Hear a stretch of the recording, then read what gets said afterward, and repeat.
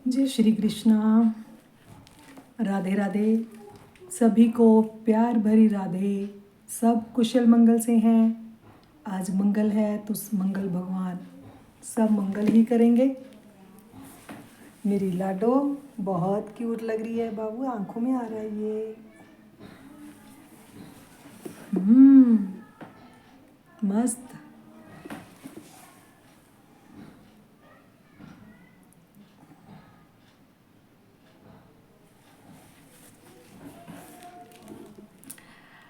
सब मस्त हैं, स्वस्थ।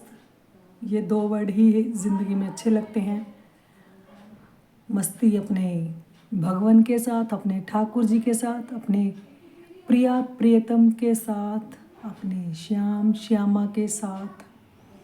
जब इनके साथ मस्त हैं तो स्वस्थ भी हैं। जैसे बाहर की खबरें सुन लेते हैं तो मन अशांत हो जाता है। तो जैसे ये ड्रम वाली खबर, क्या लोगों ने मजाक बना के रख दिया। क्या शॉर्ट वीडियो इंस्टाग्राम फेसबुक भरा पड़ा है, लोगों ने मजाक ही बना दिया। अरे यार, किसी से पाप हो गया है, कर दिया है किसी ने इतना बड़ा पाप, और किसी का तो बच्चा ही चला गया।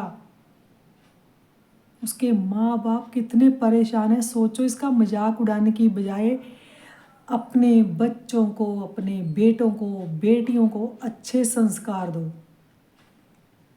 उनको बचपन से ही पुण्य कर्म पाप कर्मों में अंतर करना बताओ। उनको कभी तो मंदिर लेके जाओ। मैं तो कहती हूँ मंगलवार का दिन रखो कि मंदिर जाना है तो जाना है। बच्चों का माथा खाली ना रखो, टीका लगाओ, उनके माथे पर तिलक करके भेजो। उनको बताओ कि हम सनातनी हैं, हम हिंदू हैं, बस सिर्फ हिंदू हैं, सनातनी हैं। इसके आगे कोई जात पात नहीं है, कोई ब्राह्मण है, कोई शूद्र है, कोई कुछ है। जो भी है सो है। सबसे पहले हम इंसान हैं। चलो माना मंदिर नहीं जाना, तिलक भी नहीं लगाना, पर अंदर से तो इंसान बनाओ यार। सिखाओ बच्चों को अच्छी अच्छी बातें। मेरा बस चले तो जो रील बनाने वालों को बिल्कुल बैन कर दे कि भैया मत मजाक उड़ाओ। और यार, इतने बुज़ुर्ग लोग वीडियो बना रहे हैं, वो भी बता रही हैं कि मैं भी 1200 रुपया दो, मैं भी ड्रम लेके आऊँगी और 2 मिट्टी के वो सीमट के बोरे लेके आती हूँ। सुन के इतना आया कि इतने बुज़ुर्ग लोग, बचकानी हरकतें।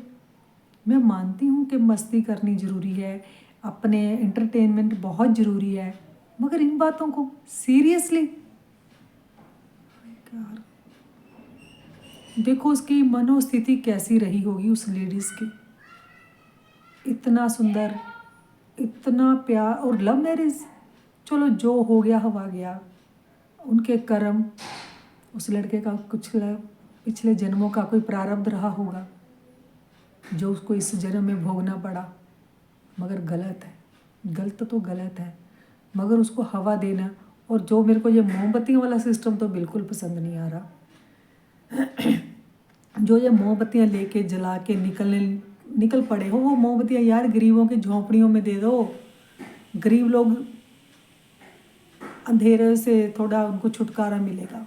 उनके घरों में रोशनी कर दो। मोमबत्तियाँ हाथ में लेके निकल रहे हो, या तो फिर बन जाओ बाहर के देशों की तरह। इतने मॉडर्न बन रहे तो उनकी तरह बन जाओ। तुरंत की तुरंत सजा, साथ के साथ ख़त्म, तुरंत न्याय। सबसे मेन बात है नशे की। नशा करने वालों को नहीं रोक सकते तो कम से कम नशे की फैक्ट्रियाँ बंद करा दो। वो तो इतना माना मैंने कि दवाइयों में कुछ ना कुछ नशा पड़ता है। जैसे बुजुर्ग लोग कहते हैं कि जहर से जहर काटा जाता है, ठीक है, मगर वही जहर ज़्यादा पी लिया जाए तो। हम दवाइयाँ खाते हैं, मैं भी खाती हूँ, डायबिटीज़ है, कभी इन्फेक्शन हो जाती है, कभी कुछ होता है तो दवाई खाती हूँ। दवाई में क्या होता है हमें नहीं पता। हमें दवाई सूट कर गई तो ठीक है, ज़्यादा डोज ले लिया तो वो भी गलत बात है। और जानबूझ के ड्रग्स लेना, नशे करना। अब कुछ दिनों से हमारे पंजाब में ये वाला नशा बैन हो गया है, देर आए दुरुस्त आए, टोटल बैन हो जाना चाहिए। जो बना रहे हैं उनकी फैक्ट्रियों को जला देना चाहिए, बिल्कुल तोड़ देने चाहिए। ऐसी कमाई करके हम अपने बच्चों का, वो कोई भी जो नशा बेचता है या करता है, कुछ भी करता है, अपने परिवार का, अपने समाज का बुरा ही तो कर रहे हैं। चलो हम भी कौन सी समाज की बातें, चलो बुराई है, बातें करनी चाहिए, इसका निवारण होना चाहिए, मजाक नहीं उड़ाना चाहिए। अगर किसी को ये बात अच्छी लगे तो यार अच्छी रील बनाओ ना, बनाओ, एंजॉय करो, एंटरटेनमेंट करो। ये ड्रामा वाला सीन अब बंद होना चाहिए यार। डीपली सोचो, मन दहल जाता है सोच के। कैसे हिम्मत पड़ गई उस लेडीज़ की, उस लड़की की, जिसको वो चाहती थी, लव मैरिज करी। चलो leave this topic, I am so sorry. चलिए, अगर किसी को बात बुरी लगी हो तो क्षमा प्रार्थी हैं, ज्ञान नहीं दे रही है, ऐसी नॉर्मल सी बातें करते हैं।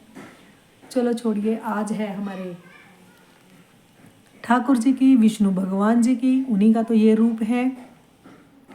बार बार वही तो रूप बदल बदल के आते हैं। आज है कामदा एकादशी, काम वासनाओं की पूर्ति हो जाए, अंदर से निकल जाए, ये वाली गंदी मंदी इच्छाएं का दमन हो जाए, तभी इसका नाम है कामदा एकादशी। अगर कोई पाप बन जाता है, अनजाने में पाप हो जाए, उसका हल है माफ़ी, और फिर दोबारा वो गलती नहीं की जाए। सुबह माफ़ी, शाम को फिर वही पाप, शाम को फिर पाठ कर लिया, सुबह को फिर वही पाप। तो ये तो ठाकुर जी कहते हैं, भैया मजाक बना लिया तूने तो मेरा भी। ऐसा नहीं यार, नशा करने के लिए देखो ना, ठाकुर जी की आंखों में कितना प्यारा नशा है। देखो तो इनकी आंखें कितनी सुंदर हैं, राधा रानी कितनी प्यारी हैं, दयालु सरकार है मेरी।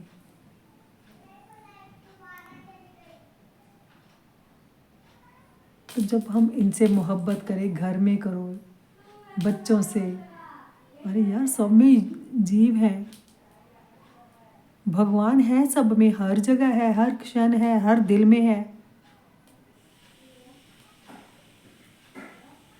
और क्या चाहिए जीने के लिए? जॉब है यार, काम करो, मेहनत करो, मेहनत करके अपने परिवार को जीवन यापन करो, बच्चों को अच्छी शिक्षा दो, किसी को हंसा दो। अगर आप पॉकेट से सक्षम हैं, करिए किसी की मदद। मंदिर में करो जाके, मंदिर में नहीं कर सकते जो मंदिर के बाहर बैठे हैं। हम लोग जाते कहते हैं ना कि हम मंदिर के अंदर मांगते हैं, वो बेचारे मंदिर के बाहर हमसे। तो भगवान जी ने ये भी निमित्त बनाया, अगर हम किसी से फूल वाले से फूल खरीदते हैं तो उसका भी तो घर चलता है। धूप अगरबत्ती खरीदते हैं, उसका घर चलता है। और सामान लेके बैठे होते हैं, बड़ी दुकानों से सामान तो सब ले लेते हैं, कभी छोटी दुकानों से सामान ले लो। जो लोग बाहर बड़ी बड़ी दुकानों पे सामान बेचते हैं, सब्जियां महंगी वाली बेचते हैं, जो नीचे कई बार छोटे छोटे बच्चे, कोई बूढ़ी बुजुर्ग, महिलाएं, जब बूढ़े बाबा लोग बैठे होते हैं, उनसे ही कोई सामान ले लिया करो। वो लोग मेहनत करते हैं, भीख नहीं मांगते। मैंने एक बार किसी नौजवान को देखा, सर्दियों में उसके पैरों में चप्पल नहीं थी तो वो गुब्बारे बेच रहा था। तो मैं उसके पैरों की तरफ देखती रही, उसने भी मेरी तरफ देखा। तो मैं अपने बेटे से बात करने लगी कि देखो इसके पैरों में चप्पल नहीं है। तो वो बोला, मम्मी उससे अच्छी बात यह है कि वो चाहे नंगे पाँव है, मगर वो भीख नहीं मांग रहा, मेहनत कर रहा है। हो सकता है उसके पास पैसे ही ना हो कोई काम करने के लिए, फिर भी वो गुब्बारे बेचकर गुजारा कर रहा है, कम से कम भीख तो नहीं मांग रहा। तो मैं कुछ बातें हैं जो नहीं कह पाती हूँ, ये मेरी अंदर कमज़ोरी है, चाहे मेरा बच्चा ही है।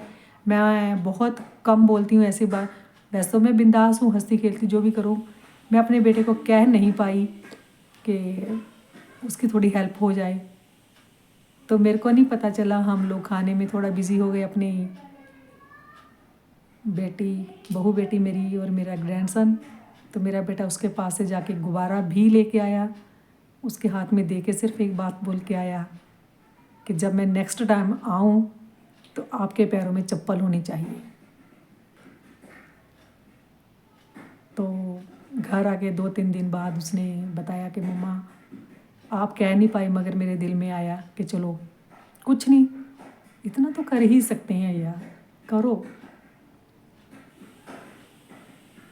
थोड़ा, ज़्यादा नहीं थोड़ा। जैसे आप लोग घर में ही उतने हैं, नहीं कर सकते, कम से कम किसी को 2 बातें सुनाओ तो मत, उसका दिल ही ना दिखाओ, कम से कम उसके होठों पे हंसी ला दो। आजकल इतना ज़्यादा डिप्रेशन है, कुछ दिनों से मैं भी झेल रही हूँ, मगर वही मेरे लाडले सरकार, अगर मैं गिरती हूँ, टूटती हूँ, कुछ भी होता है, मैं बार बार उठती हूँ।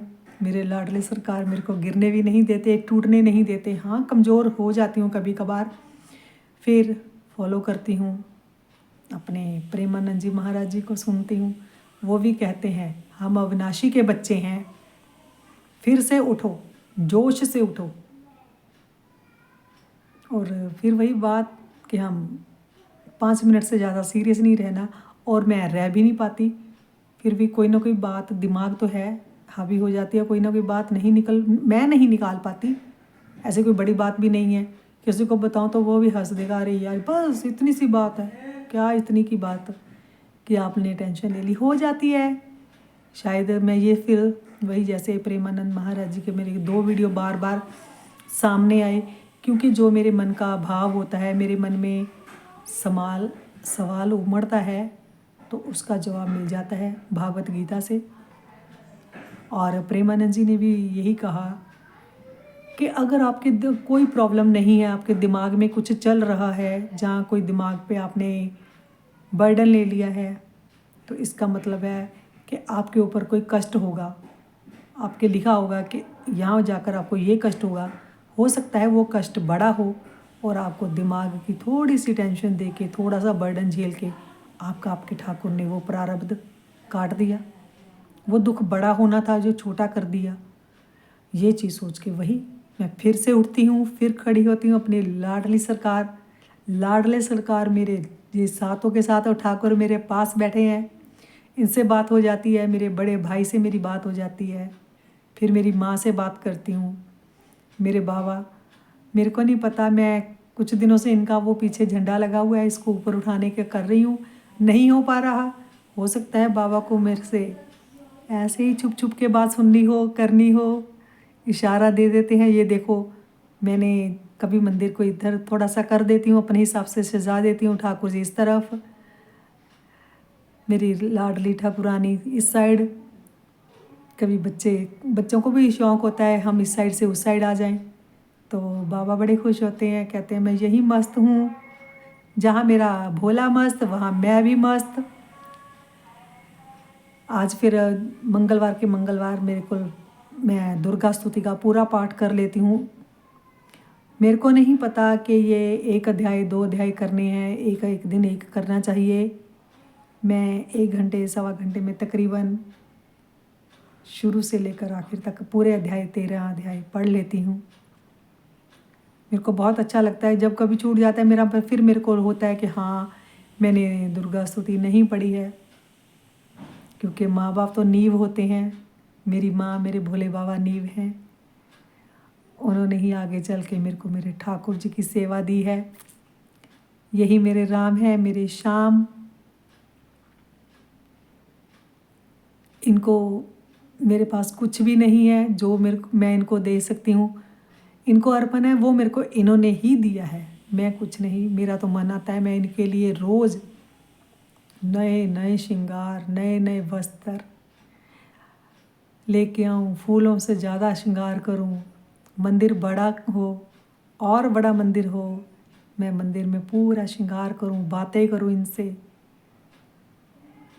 मेरा दिन इसी में निकल जाता है सोचते सोचते। मगर ये सारी चीज़ें चाहे हम लोगों ने फूल ही क्यों ना लेना हो, वो पैसे का ही आएगा। पैसे के लिए कारोबार, और कारोबार तो चलाएंगे मेरे ठाकुर जी ही। एक तो ये लाइट भी बार बार आ रही है, बार बार जा रही है। पंजाब में ये बड़ी प्रॉब्लम है, हर जगह होती है, ऐसी तो नहीं है कि मैं पंजाब को क्यों बुरा कहूँ। मतलब जब लाइट आती है तो अच्छा लगता है, लाइट बार बार चली जा रही है, पानी की भी दिक्कत आ जाती है फिर। मगर मेरे बच्चे तो भैया लाइट हो या ना हो, ये तो भैया चमचम करते हैं, चमक रहे हैं। मेरे ठाकुर जी तो दिन ब दिन और सुंदर होते जा रहे हैं। एक बार हम किसी कीर्तन में थे, तो वहाँ पर सब अपने अपने लड्डू गोपाल जी को लेके गए, सब मैं भी ले गई। तो एक लेडीज देख के बोली कि ये आपके लड्डू थोड़े सांवले हैं। मेरे को बड़ा दुख लगे। मैंने उनको बोला, आंटी जी आप मेरे को जो मर्जी कह लो, मेरे मोहन जी को मत बोलो। मैं घर में भी आई, क्या बाबू आप सांवले हो क्या? नहीं यार, आप तो इतने सुंदर हो, चमक रहे हो। थोड़ी देर बाद बोली, अरे ये वाले लड्डू गोपाल किसके हैं? मैं कहा ये तो मेरे हैं।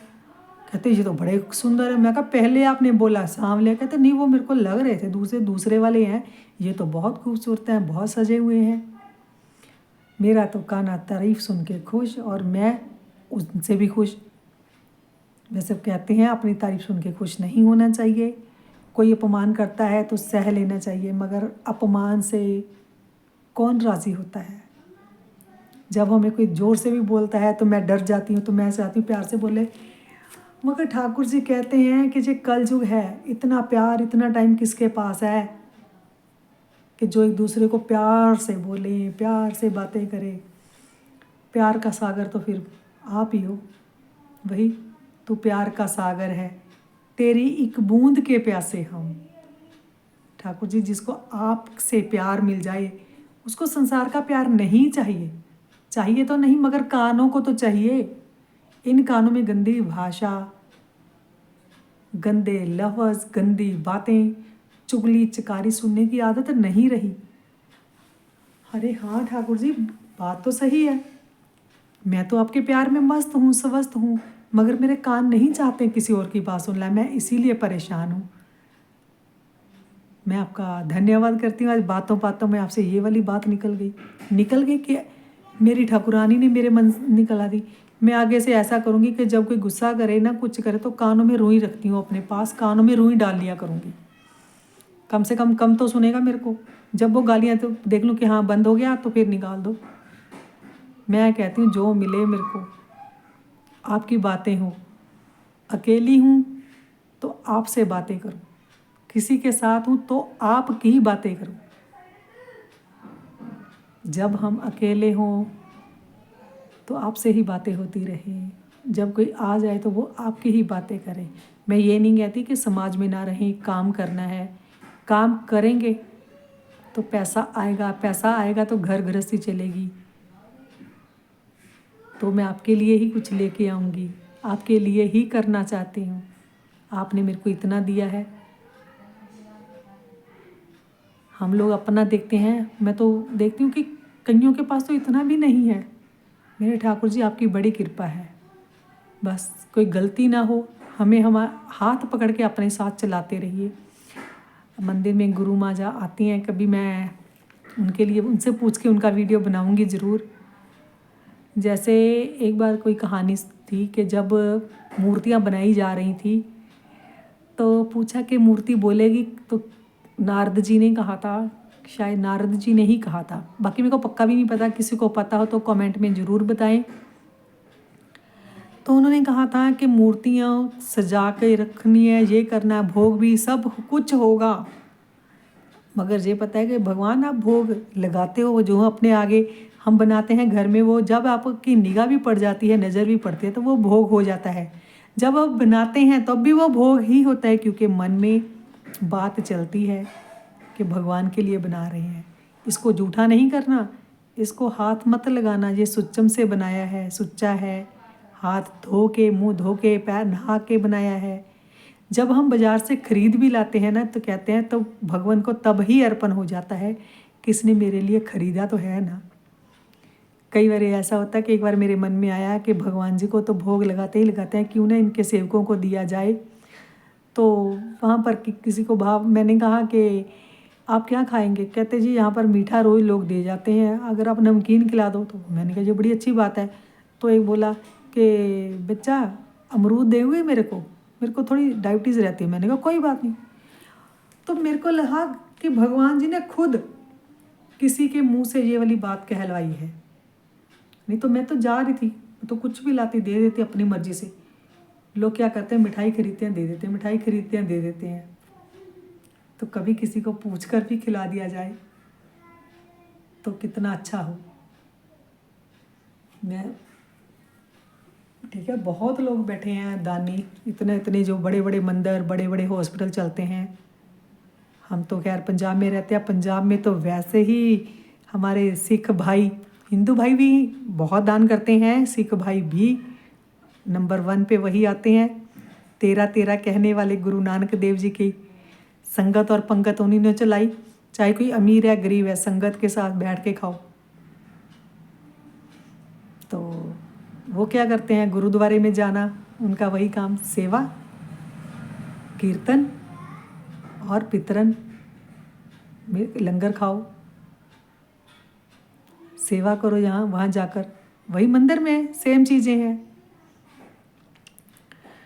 तो भैया क्या हुआ कि मेरे ठाकुर जी ने तो ये वाली बात मेरे से कहला के आज मैं सभी से हाथ जोड़कर, दोनों हाथ जोड़कर निवेदन करती हूँ कि हमारे कान तो अच्छा ही सुनना चाहते हैं, गालियाँ वगैरह नहीं अच्छी लगती, मगर क्या करें, घर में किसी ना एक जना या कोई ना कोई बाहर का मिल ही जाता है जो गाली के बिना बात ही नहीं करता। चलो मेरे ठाकुर भी एक गाली निकालते हैं दारी के। जाते ना वृंदावन तो, और पूर्णिमा दीदी के मुख से सुनते हैं ना दारी के, बड़ा अच्छा लगता है। इसका मीन क्या है मेरे को नहीं पता, मगर अब मेरे को भी ये वाली अच्छा लगने लगा। मैं तो कहती हूँ भैया यही गाली निकाल लिया करो दारी के। और ये देखिए